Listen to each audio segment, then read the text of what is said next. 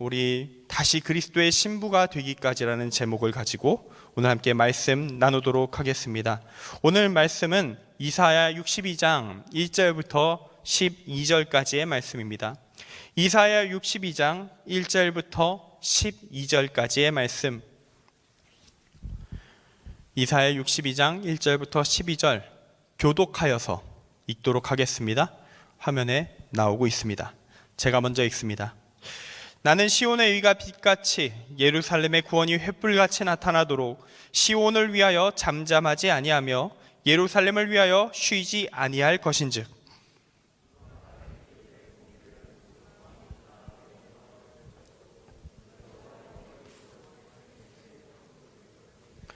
너는 또 여호와의 손에 아름다운 관, 내 하나님의 손에 왕관이 될 것이라.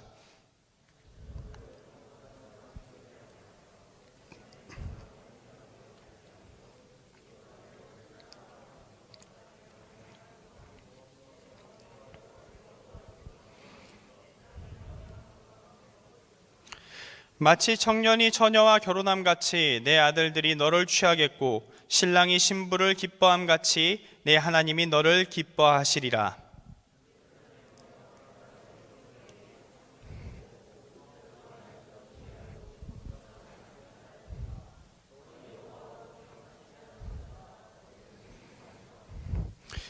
또 여호와께서 예루살렘을 세워 세상에서 찬송을 받게 하시기까지 그로 쉬지 못하시게 하라.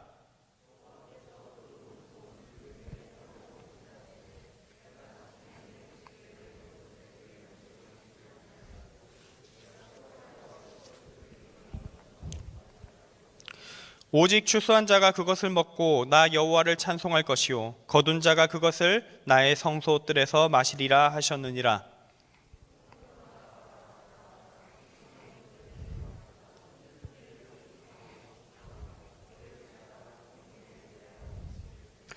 여호와께서 땅끝까지 선포하시되 너희는 딸 시온에게 이르라. 보라, 내 구원이 이르렀느니라. 보라, 상급이 그에게 있고 보응이 그 앞에 있느니라 하셨느니라.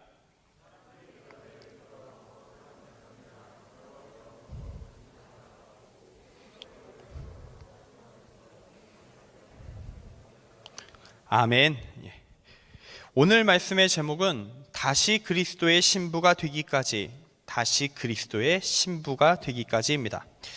오늘로써 이 오목천교회, 우리 OMC 교인 40일 정체성 선포하기, 이 10가지 그리스도인의 정체성 중 이제 마지막에 도달했습니다. 마지막 10번째, 나는 그리스도의 신부다. 이것을 다루는 시간이 되겠습니다. 교회에서 선포한 배포한 이 정체성 선포 문서에는 요한복음 3장 29절 이 세례 요한의 말씀을 연계 본문으로 기록해 두었는데요. 저는 이 세례 요한의 고백의 근원이 되는 구약의 말씀을 오늘 가지고 왔습니다. 이사야 이 62장 말씀을 가지고 오늘 설교를 할 텐데요. 오늘 말씀을 통해서 그리스도의 신부, 하나님과 신랑과 신부의 관계를 맺는다. 부부관계처럼 밀접한 연합, 하나된 연합을 이룬다는 것이 무엇인가에 대해 전하게 될 것입니다. 이 말씀 가운데 주님의 은혜가 가득하시기를 간절히 소망합니다. 나는 그리스도의 신부다. 여러분, 이 말씀 들으면 어떤 생각이 드시나요? 전 좀 불편합니다. 전 좀 뭔가 이 얘기를 들으면 좀 불편합니다. 왜냐하면 전 남자거든요. 남자인데 신부가 되라. 전 신부가 되면 안 되고 신랑이 되어야 될 것 같은데, 물론 제가 의미를 모르는 건 아니죠. 이 결혼의 비유가 하나님과의 깊은 연합에 대한 비유라는 사실을 저는 알고 있습니다. 신학을 공부했기 때문에 알 수밖에 없는데, 그렇다고 해서 이 신학적 의미를 알고 있지만 그럼에도 불구하고 좀 묘하게 이 단어가 불편하게 다가오는 것이 있습니다. 물론 그렇다고 제가 예수님이 여자로 오셨어야 됐다라고 얘기하는 건 아닙니다.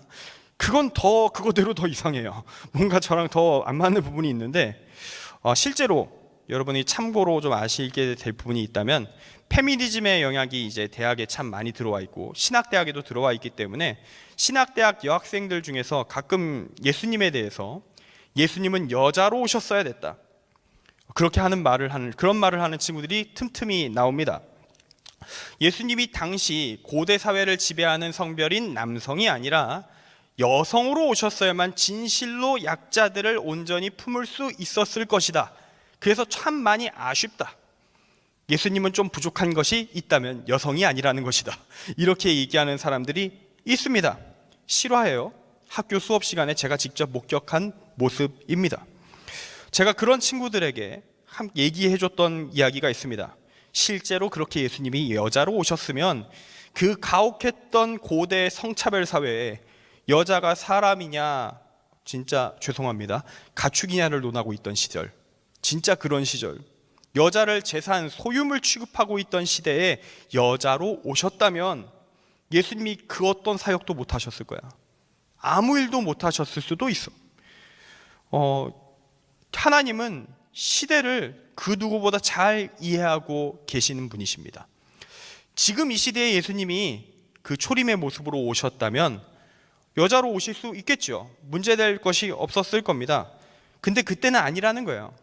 그때 예수님이 만약 여자로 오시면요, 정말 아무리 잘해도 사사 드보라까지입니다.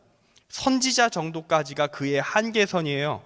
이스라엘의 구원자 메시아라는 호칭을 받을 수가 없어요. 거기까지 가야 십자가에 달릴 수 있거든요. 근데 거기까지 못 간다는 거예요. 파급력에 한계가 있다는 겁니다. 그래서 예수님은 남자로 오셨습니다.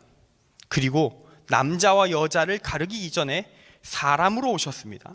그리고 사람으로 오시기 이전에 생명으로 오셨고요, 생명이기 이전에 이 세계의 일원으로 오셨습니다. 우리는 이 땅에 오신 하나님, 그 예수님을 이해할 때 그분이 시대적 상황상 어쩔 수 없이 취하였던 그 성별을 최대한 신경에서 꺼버려야 됩니다. 그 성별에 관심을 두어서는 안 됩니다.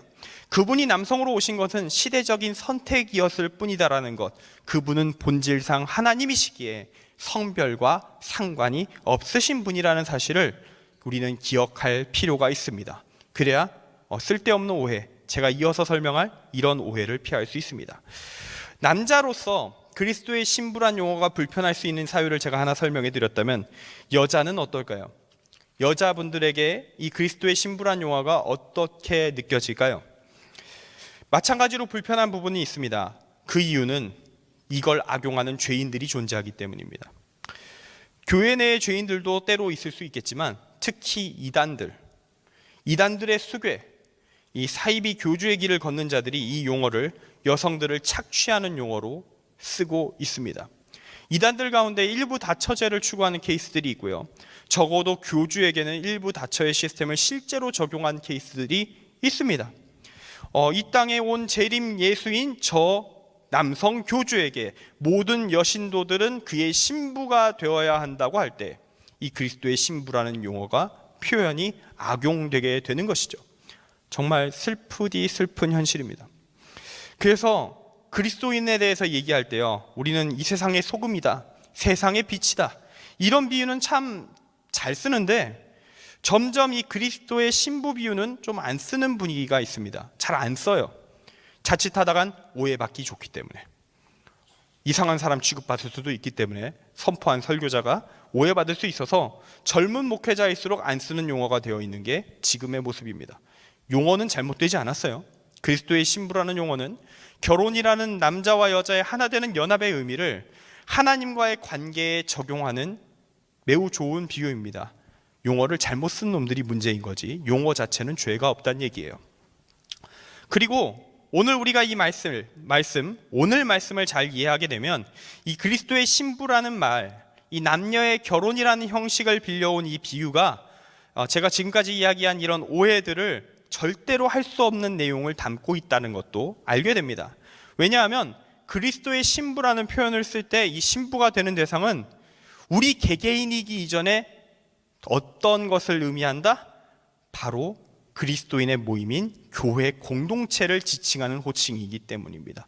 교회를 가리켜 그리스도의 신부라 하는 것입니다. 그게 첫째입니다. 그걸 하고 나서 교회 공동체인 교회의 일원인 우리에게 그리스도의 신부의 이미지가 연계해서 적용되는 것이지, 근원은 교회에 적용되는 것이 그리스도의 신부라는 용어라는 것입니다.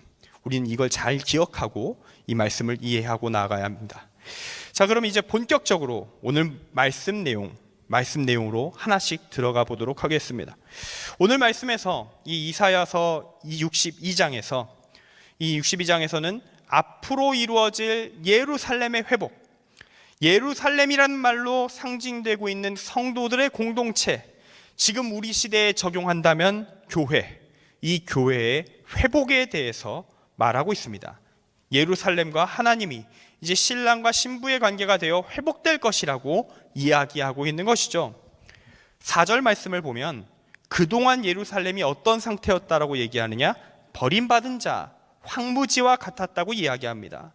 참고로 이 이사야 62장에 깔려있는 시대적인 배경이 있어요. 그 시대적인 배경은 어떤 거냐면요, 바벨론 포로기를 마치고 예루살렘에 복귀하여서 성전과 성벽을 재건하던 에스라 느헤미야 시대, 또는 성전과 성벽 건설이 완료된 이후의 시대를 배경으로 합니다. 여러분이 이사야서 보다 보면 생각보다 역사가 너무 넓은데 이런 느낌이 들어요. 1장부터 쭉 읽다 보면요, 시대상이 너무 넓어요. 몇백 년 되는 것 같아. 몇백 살 살았나? 이런 느낌 들어요. 그런 게 아닙니다. 이사야라는 위대한 선지자가 이미 앞쪽에 있었고, 그 이사야의 이름을 빌려서 이후에 있었던 이사야의 대를 잇는 후계자들의 그 기록들, 후계자들의 예언자의 기록까지 전부 다 이사야서라는 이름으로 남았기 때문에 우리는 이 뒤에 있는 이 시대의 배경을 함께 받아들일 수 있게 되는 거예요. 우리가 성경이 어떻게 작성되었는지에 대해서도 언젠가 한번 배워야 될 텐데, 오늘 간단하게 이사야서가 왜 이렇게 성경의 시대상이 넓은가 간단하게만 체크해 드렸습니다. 지금 어쨌든 이사야 62장의 시대적 배경은 바벨론 포로기 복귀 이후다. 예루살렘 성전 성벽 이제 막 재건한 직후, 그 정도 시점이라고 볼 수 있다. 이렇게 설명을 드렸어요. 아직은 페르시아의 통치하에 있어요. 아직은 페르시아의 통치하에 있습니다. 유대인들의 국가 언제 독립하게 될지 모르겠어요. 열심히 재건하고 있을 뿐입니다. 성벽 지었어요. 성전도 건축했습니다. 근데 이때 성전 지었던 거, 스룹바벨 성전, 옛날 솔로몬 시대 성전과 비교하면 규모나 화려함 모든 면에서 어쩔 수 없이 부족했어요. 당연한 거예요. 국가가 최전성기에 이르렀을 때 총력을 동원해 지었던 그 솔로몬 성전과 간신히 이제 바벨론에 끌려가서 포로 생활하다가 어떻게 의기 있는 사람들, 믿음 가진 사람들 어떻게 다시 돌아와서 각종 역경과 고난을 생존을 도모하며 온 힘을 다해, 진짜 죽을 힘을 다해 짜내서 지은 그 성전이 의미는 정말 많이 담겼지만 화려할 수 있겠습니까? 간신히 구색까지만 갖추는 거죠. 이게 그래도 성전입니다. 모양을 갖추는 것입니다. 그러니 당연히 결과물은 차이가 납니다. 그게 좀 항상 마음에 아팠었던 것이 당시 이스라엘 백성들의 상황이었어요. 그런 상황에서 오늘 말씀의 예언이 선포되는 것입니다. 그리고 당시 예루살렘에 복귀해서 다시 예배하면서 하나님을 붙잡고 공동체를 다시 세워나가고 있는 이 사람들에게 선포된 오늘 이 예언의 말씀은 마치 지금 2022년 8월 7일 주일에 이 교회에 모여서 예배를 하고 있는 우리가 붙잡고 나아가야 할 소망의 말씀으로 들립니다. 지금부터 이 예언의 말씀을 좀 쉽게 풀어서 여러분에게 전해드릴 텐데 잘 들어주시기 바랍니다. 오늘 말씀의 예언자 이와 같이 선포합니다. 2절부터 5절 말씀을 풀어서 말씀드립니다. 여러분, 지금 우리는 어렵고 힘든 시기를 보내고 있습니다.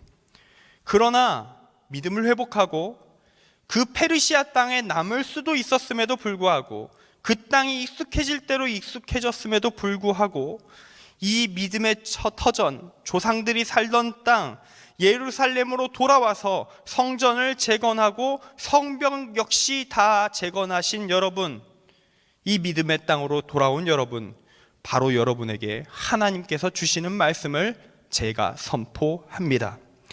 이제 여러분은 더 이상 버림받은 자가 아닐 것입니다.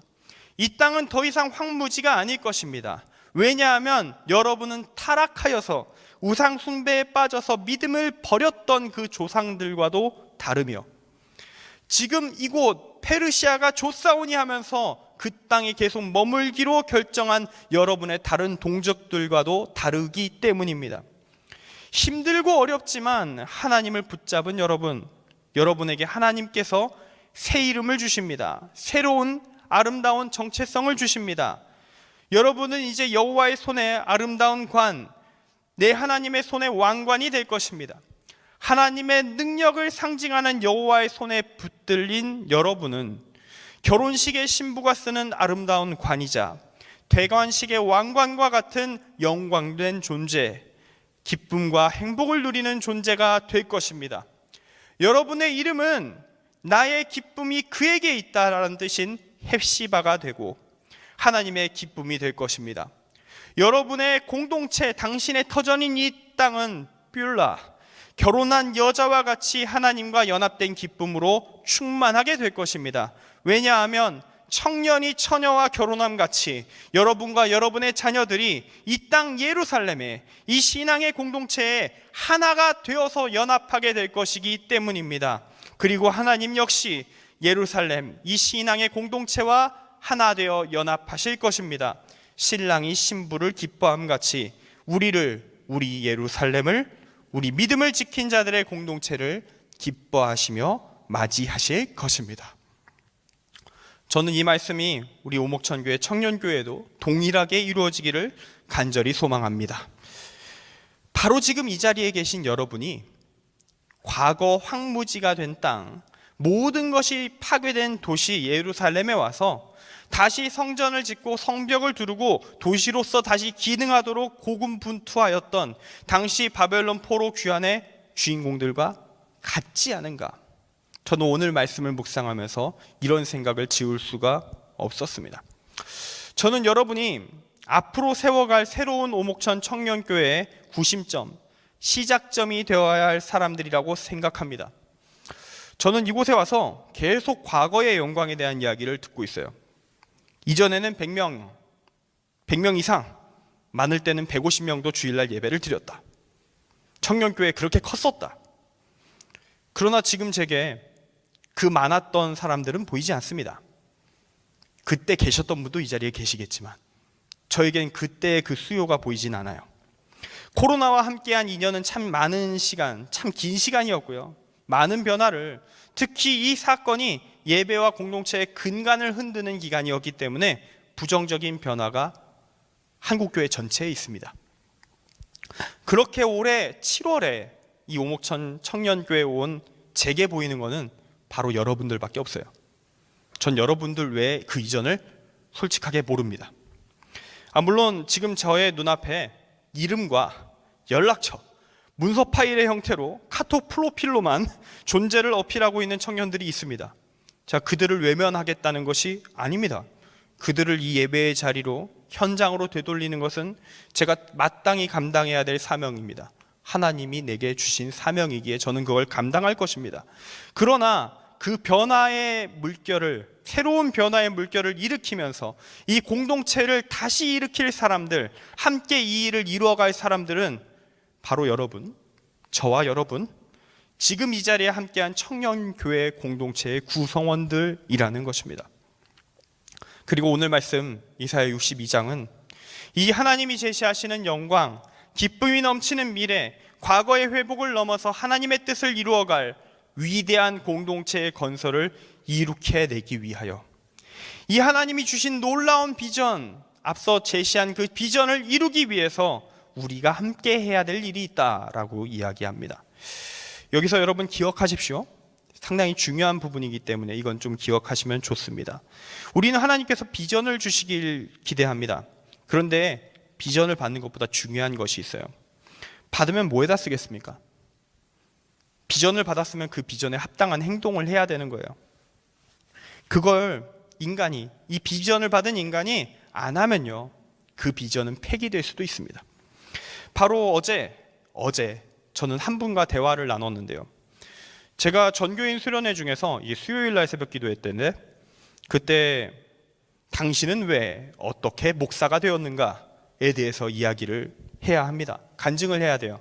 이제 수요일 날 잡혀 있어요. 모든 부목사님들이 전교인 수련회 때 다 날짜별로 하기로 되어 있습니다.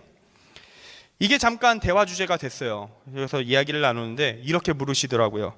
아마 하나님께 부르심 받았다고 이야기하시겠죠? 그러시길래 네, 그렇죠. 예, 부르심 받았습니다. 그렇게 답했더니 이렇게 반문하셨습니다. 저는 그 말 안 믿습니다. 그리고 그 이유를 이렇게 말씀하셨어요. 누가 부르심 받았다고 하면서 우리 교회에 오겠다고 하더니만 안 오더라고요. 예, 부르심을 거절한 거죠. 그런 일들이 있었다. 그래서 난 목회자가 말하는 부르심 믿지 않는다. 거짓말일 수 있다라고 생각한다. 라고 이야기하셨어요. 저는 이 이야기를 들으면서 정말 오해되지 않도록 제 경험 정말 잘 정리해서 그때 설명을 드려야겠구나 이런 생각도 하면서 하나님의 부르심과 인간의 선택의 관계에 대해 한 번 더 다시 리마인드하는 시간을 가졌습니다. 여러분, 내가 앞으로 나아가야 할 청사진을 인식한다는 차원에서 이 시각에 집중해서 비전이라는 용어를 사용해서 부르든 간에, 아니면 나를 향한 하나님의 뜻을 듣거나 깨달았다는 차원에서 부르심, 소명이라 부르든 간에, 우리는 우리를 향한 하나님의 계획, 뜻, 방향성, 앞으로 나아갈 목표 받을 수 있습니다. 받기를 원하셔야 합니다. 문제는 이것도 같이 각오해야 돼요. 받으면 할 수 있겠냐? 받으면 하겠느냐? 이게 훨씬 더 중요한 부분입니다. 그 비전에 합당한 행동, 그 비전을 감당하기 위한 도전으로서의 행보는 그 비전을 받은 자가 선택해서 나아가야 하는 길이기 때문입니다.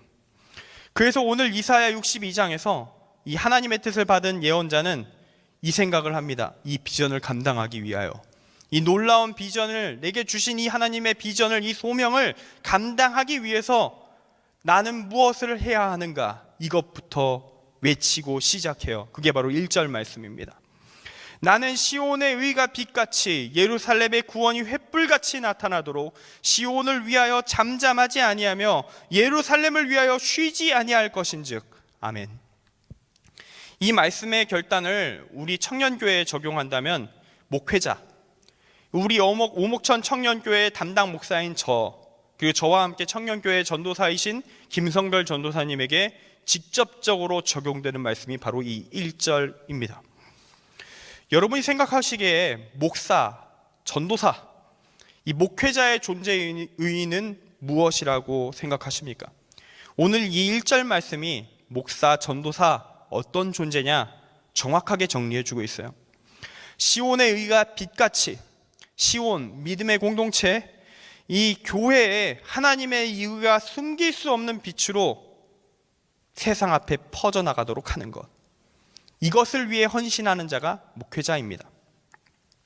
예루살렘의 구원이 횃불같이 나타나도록, 예루살렘, 마찬가지로 믿음의 공동체, 교회가 하나님 앞에 부끄럽지 않은 존재로 서도록, 구원받기에 합당한 존재로 세워져서 어둠을 밝히는 횃불과 같이 세상의 어둠을 비추도록 하는 것, 이를 위해 헌신하는 자가 바로 목회자입니다.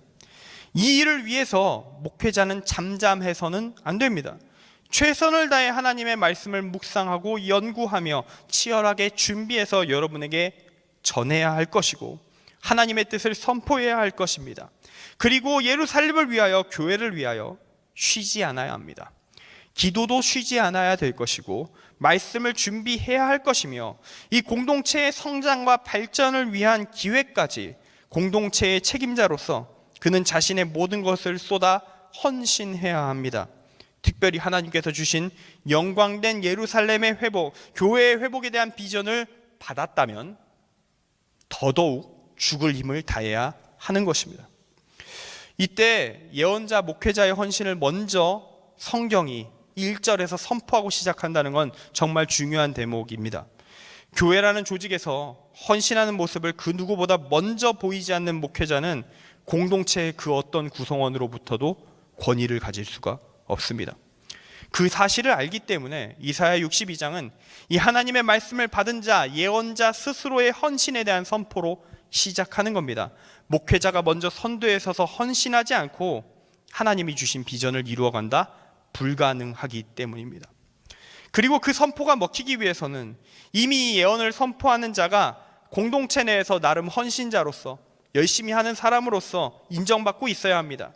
아무것도 하지 않으면서 일만 계속 쏟아붓는 리더, 그 누구도 따르지 않습니다. 물론 세상의 회사는 움직여요. 그런 식으로 리더가 살아도 회사는 움직입니다.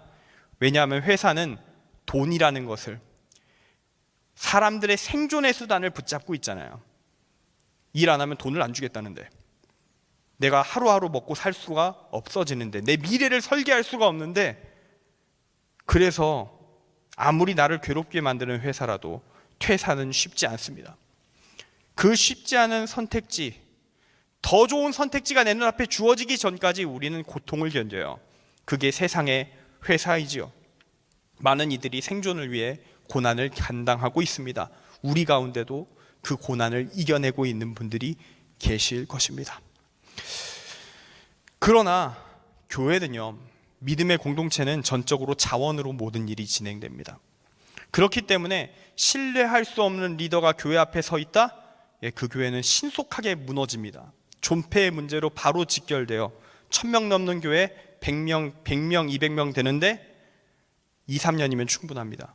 순식간에 가루가 되는 거 많이 봐왔어요.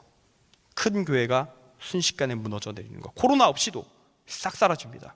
그런 거 참 많이 들었고 실제로 본 바도 있습니다. 내가 이곳에 있고 싶다, 있기를 원한다, 있을 만한 이유가 있다는 이유 외에, 이곳에는 그런 이유 외에 여기에 나를 강제적으로 머무르게 하는 이유가 없습니다. 교회는 원래 그런 조직이에요. 회사처럼 여기서 돈을 못 벌면 나는 굶어 죽는다, 나는 퇴사를 내가 빨리 하면 내 인생 커리어에 타격이 온다, 그러니까 더러워도 버틴다, 이런 류의 것이 교회에는 없습니다. 그나마 있다면 인간관계 정도, 관계성 정도인데 청년들은 좀 달라요. 우리 청년들은 장년층에 비해서는 인간관계로 얽혀있는 부분이 비교적 적죠. 역사가 짧기 때문에, 이곳에 머문 기간이 아무리 그래도 짧기 때문에 불편한 요소가 좀 생기면, 마음이 안 맞으면 떠날 수 있습니다. 신앙이, 하나님에 대한 믿음이 남아있다면 이 교회만 교회가 아니잖아 하면서 떠날 수 있고요. 믿음이 무너지고 있다면 이번 기회에 신앙을 버리는 경우도 있습니다. 그리고 코로나는 이 있을 만한 이유를요, 신속하게 부쉈습니다. 그 결과가 지금 우리가 마주하고 있는 현실인 거예요. 자, 그렇다면 이제 저에게 질문이 들어갑니다. 저는 지금 여러분에게 어떤 모습으로 인식되고 있을까요? 여러분 앞에서 제가 뭘 했을까요?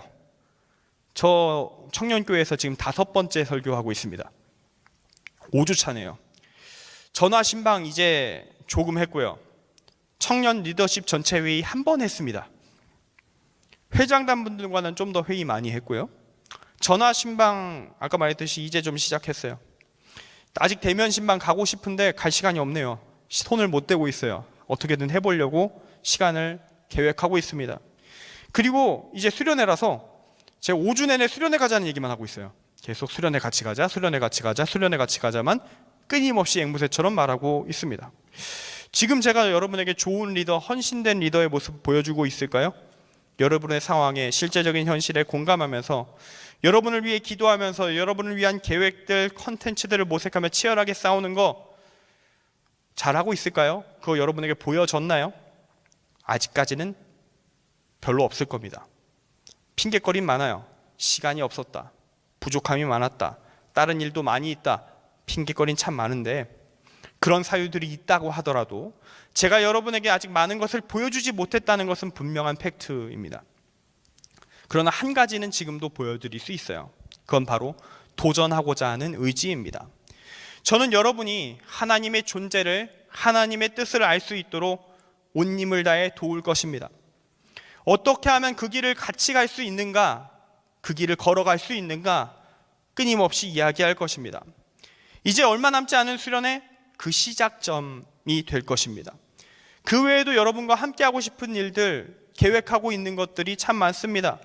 더 은혜롭고 준비된 예배를 구상하는 것, 찬양 집회를 가거나 또는 찬양 집회를 만들어내거나, 기도회를 하거나 말씀을 배우는 시간, 특별한 특강들을 또한 여러분에게 필요한 것들을 준비하는 것, 전도를 하는 것, 축제를 여는 것, 여행을 가는 것, 해외 선교를 가고 국내 선교를 가는 것, 교회에서 함께 할 수 있는 모든 것, 주님을 알아갈 수 있는 시간이자 행복한 시간들로 가득한 공동체를 만들어가는 일, 함께 하기를 원합니다.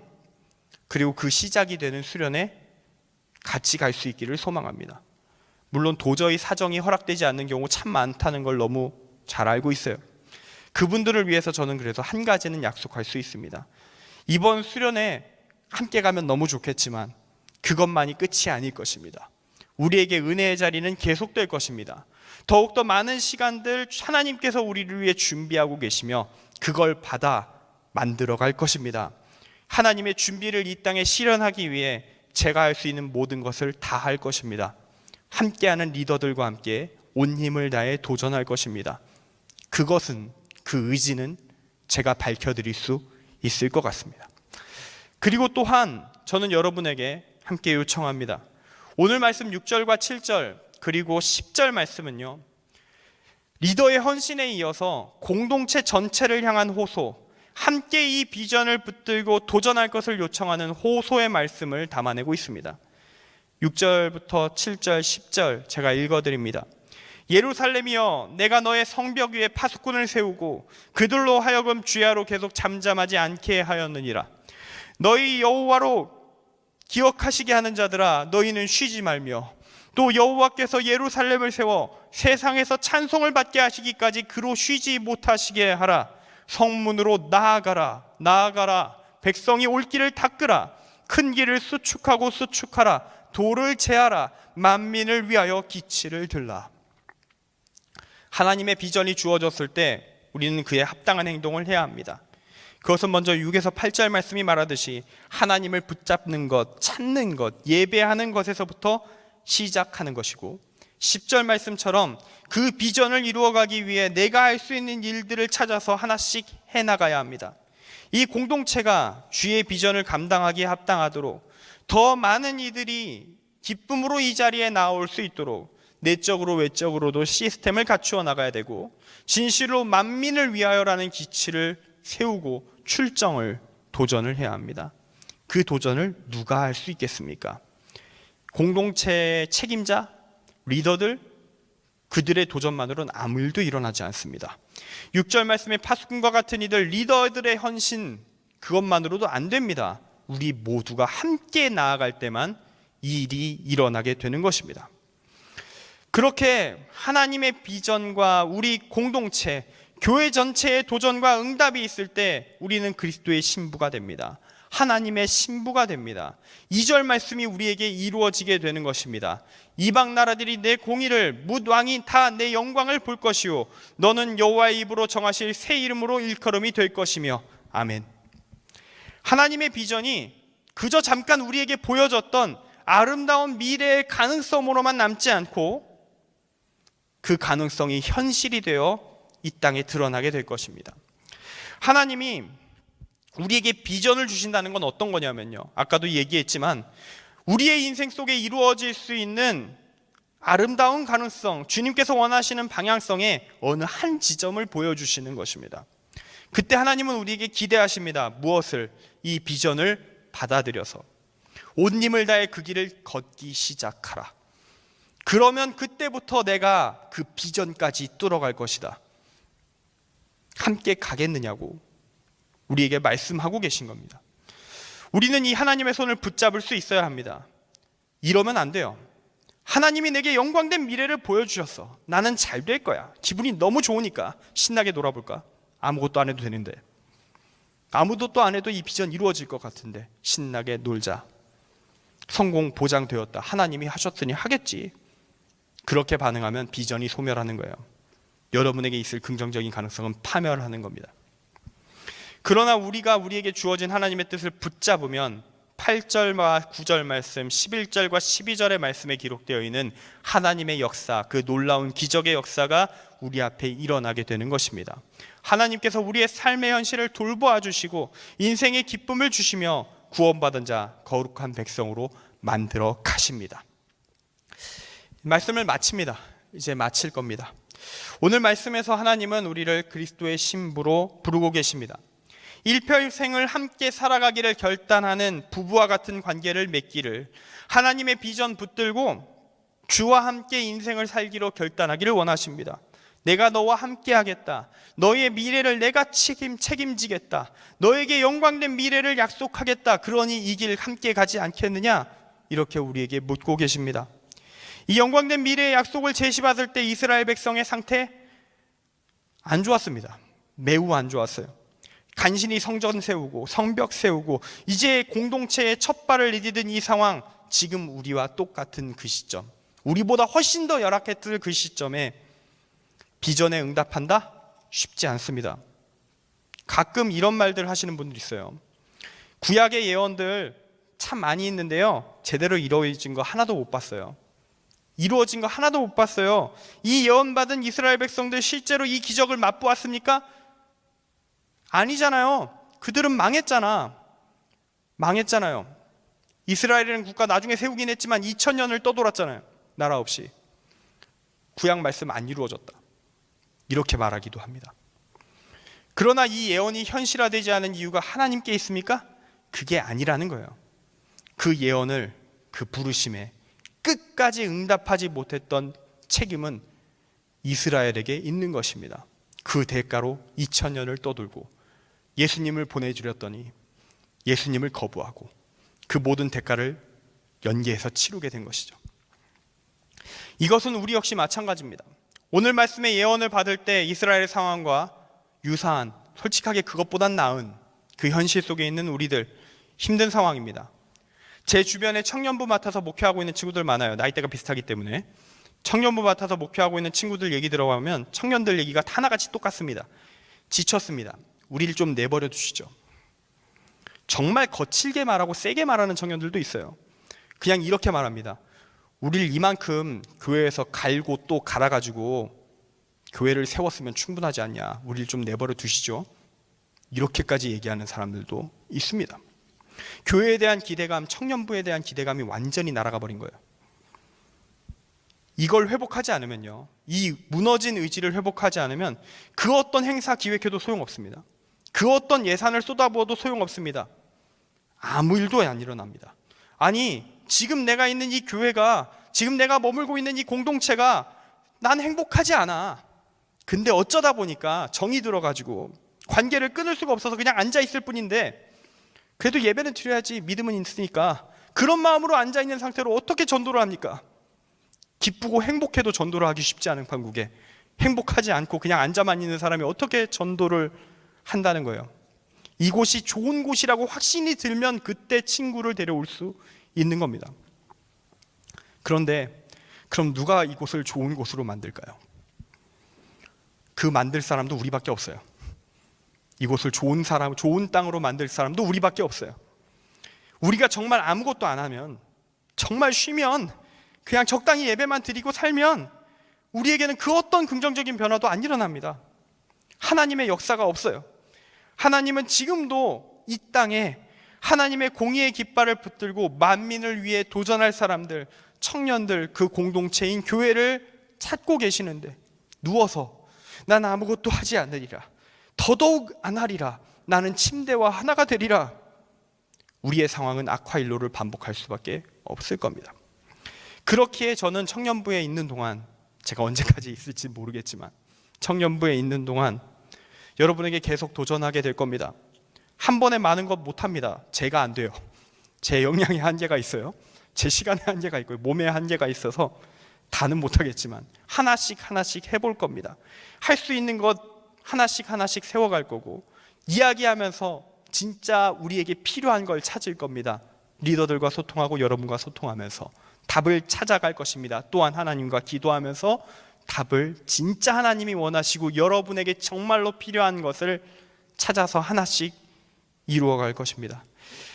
수련회 오자마자 계속 수련회 얘기만 하고 있다고 했죠. 그 시작이 지금 이 수련회입니다. 첫 번째 미션입니다. 최선을 다해 도전해 주신 거 알고 있습니다. 상황 허락치 않는 것, 온 힘 다했는데 안 되는 거 괜찮습니다. 주님은 여러분의 의지를 충분히 보셨습니다. 그리고 다음 은혜의 자리 또한 준비할 것입니다. 저는 가능하면 같이 다 갔으면 좋겠지만 어쩔 수 없다면 방법이 없잖아. 저는 기도밖에 안 할 겁니다. 주님만이 열어주실 수 있기 때문에. 문제는 최선입니다. 하나님 앞에, 주의 부르심 앞에, 주의 비전 앞에 나는 최선을 다하였는가? 주님은 우리의 마음을 보고 계십니다. 주님의 부르심에 응답함으로 함께 이 교회를, 우리 오목천 청년교회 공동체를 주님과 연합된 그리스도의 신부로 세워가는 이 여정에 함께 하실 수 있겠습니까? 기도하겠습니다. 사랑의 주 하나님, 주의 나라 이곳에 임하게 하여 주옵소서. 주님의 뜻이 이 자리에 임하게 하여 주옵소서. 최선을 다해 말씀을 전하나 결국 사람의 마음을 움직이시는 건 주 하나님이시오니 주여 우리의 마음을 붙들어 주옵소서. 주님, 온 힘을 다하고 있지만 막혀있는 벽들이 있습니다. 그 벽들 주께서 뚫어주시지 않으면 누가 뚫어주겠습니까? 주님, 기도하며 도전하며 끝까지 갑니다. 주여 은혜를 주시옵소서. 길을 열어 주시옵소서. 함께하는 은혜의 자리 우리에게 끝없이 허락하여 주옵소서. 예수 그리스도의 이름으로 기도합니다. 아멘.